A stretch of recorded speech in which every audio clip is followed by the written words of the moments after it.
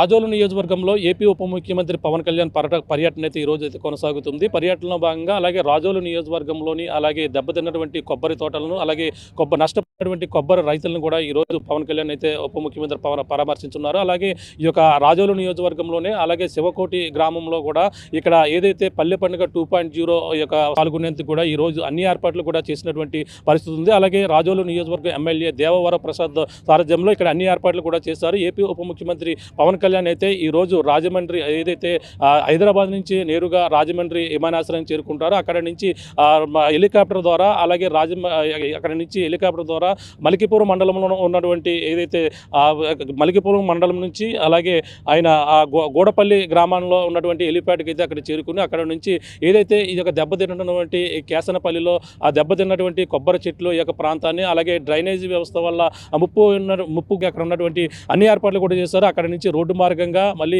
ఇక్కడ ఏదైతే ఈ యొక్క శివకోటిలో ఉన్నటువంటి ఆ పల్లె పండుగ సభా ప్రాంగణానికి అయితే పవన్ కళ్యాణ్ అయితే చేరుకుని అక్కడ సభలో కూడా ఈ యొక్క పల్లె పండుగ ప్రతిసారి కూడా ఆయన కూడా ఎంత కూడా నిర్వహిస్తుంటారు. అందులో భాగంగా ఈ యొక్క 2.0 కార్యక్రమాన్ని కూడా ఇక్కడ ప్రారంభించేందుకు అన్ని ఏర్పాట్లు కూడా చేసినటువంటి పరిస్థితి ఉంది. ప్రస్తుతం రాజోలు నియోజకవర్గంలో అలాగే శివకోటి యొక్క ఏదైతే పల్లె పండుగ 2.0 ఈ యొక్క కార్యక్రమం ప్రారంభించే సభా ప్రాంగణం వద్ద ఉన్నాం. ఇదే సభా ప్రాంగణం ఇక్కడే ఏపీ ఉప ముఖ్యమంత్రి కొద్దిసేపట్లో అయితే ఇక్కడికి రానున్నారు.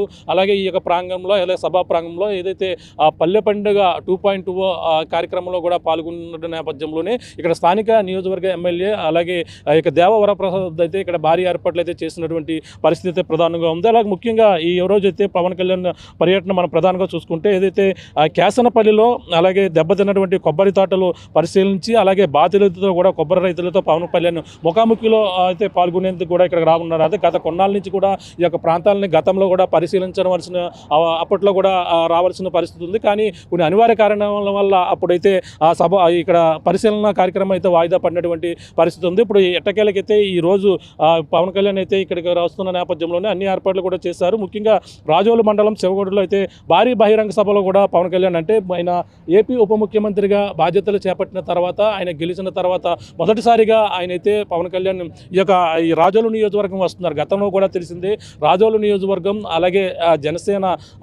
జనసేన అడ్డ అలాగే రాజోలు నియోజకవర్గం గడ్డ అని కూడా గతంలో నుంచి కూడా ఇక్కడికైతే చెప్పుకొస్తుంటారు. అలాగే ఆయన పవన్ కళ్యాణ్ గెలుపొందిన తర్వాత అలాగే ఏపీ ముఖ్యమంత్రి ఉప ముఖ్యమంత్రి హోదాలో అలాగే రాజోలు నియోజకవర్గం వస్తున్న నేపథ్యంలోనే ఇక్కడ అన్ని ఏర్పాట్లు కూడా భారీ ఎత్తున అయితే చేశారు. అలాగే అభిమానులతో పాటు జన సైనికులు కూడా భారీ ఎత్తున అయితే ఇక్కడికి తరలి వచ్చేందుకు కూడా అన్ని ఏర్పాట్లు కూడా చేసినటువంటి పరిస్థితి ఉంది.